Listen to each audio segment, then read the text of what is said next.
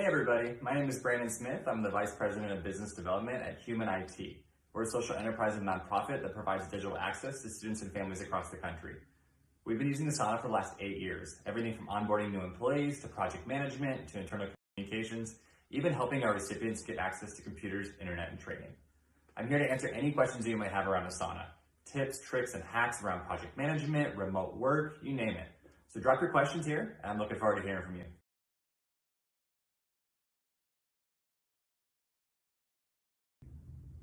Hi, I'm Brandon Smith, Vice President of Business Development at humanIT.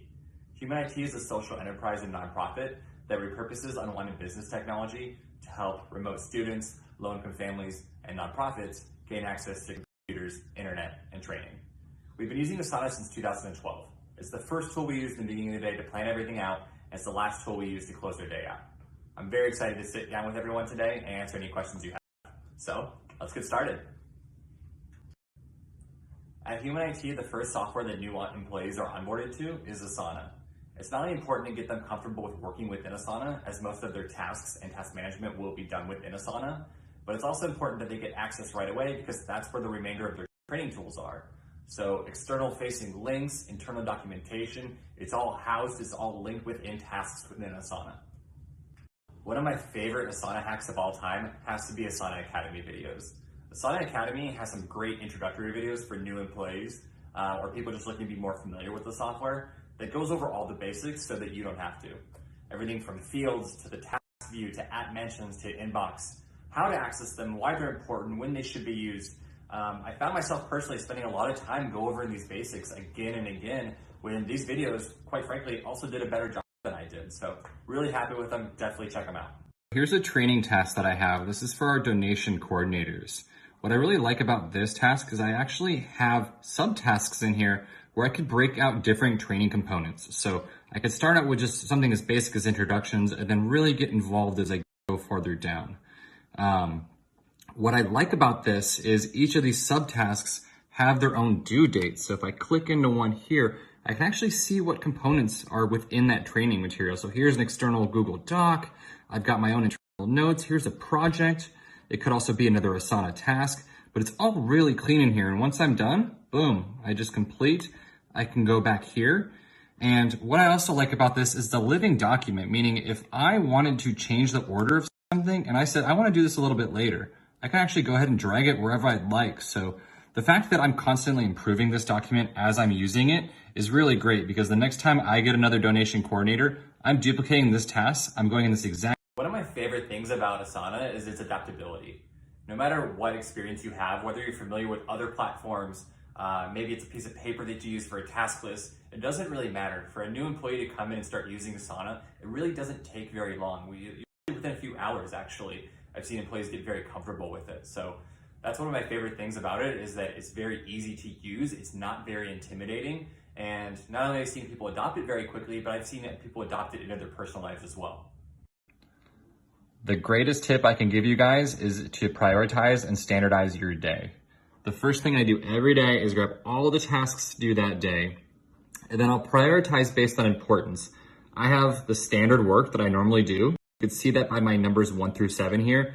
These are the things that I need to do every single day in order to be successful. What I'll also do are maybe some different things like this Asana Instagram AMA.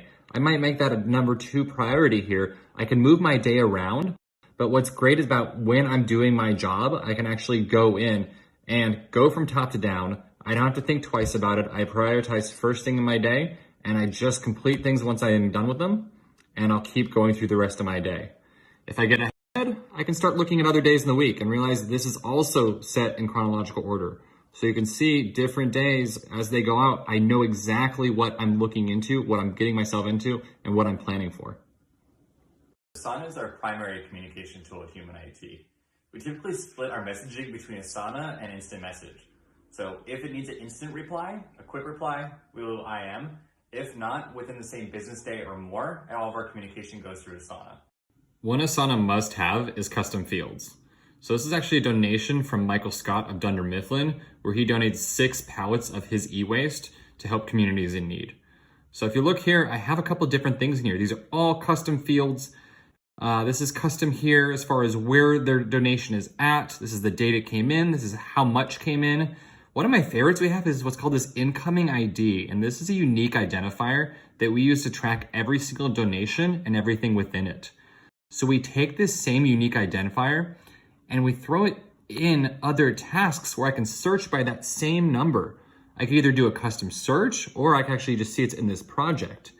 And if I look over here, I can see all the components of that. So if Mr. Scott ever reached out, I know exactly how many laptops, here's an iPhone, make and model, serial numbers, anything I would ever need, what's happening with their items, if we're able to e-waste it, Asana was an incredibly important tool for us as we transitioned into remote work and through the quarantine. It was actually pretty easy for us. There wasn't much of a transition because we were already so Asana heavy in the beginning. So the only difference really that I felt was now I'm on my couch instead of at my desk. Other than that, it was pretty much the same Asana to me. We could continue to collaborate on existing work, manage new opportunities, new initiatives, and we even distributed over 14,000 computers to low-income families, all using the Asana platform. Simply put, rules rule. What I was noticing with our donors is that every time I would move and say this stage is done, that I was manually adding it to this other project. But now I have this awesome rule that says, if you've done that, well then just add it to that project automatically. I don't have to do that anymore. So this is an automated step. And the way that I did that is you'll see the rules at the top right in this little bar here. If I were to keep going to the left just a little bit, you'll see if I change this stage to approved, then add it to that project and change this other field. So these are manual things I was doing every single time. There's so many great triggers and actions in here that could really just go on and on. If you really wanted to get creative and write some code essentially around this, it's really gonna help your team out. It's gonna make sure that there's less human error in there. And it's just gonna save you guys some time and a little bit of your sanity, not to have to go through and just change this because you changed this other one. It automatically was changing that for us, which was fantastic. Most of our communication and actually most of our day is spent in Asana. So consistent interactions on multiple projects is all happening in Asana and allows multiple tasks, multiple initiatives to live at different times with different teams working on them concurrently, all at the same time. All project communications in general are on Asana. Even if we use another platform, even if communications had elsewhere, everything does come back and is housed, recorded, and managed back in Asana. I just got the excellent question of who is my favorite celebration character. I would say outside of Asana, definitely my dog Beasley. Within Asana, I gotta go unicorn all day, every day. So I made some tasks here, hopefully making a unicorn pop up. We'll see if I get lucky.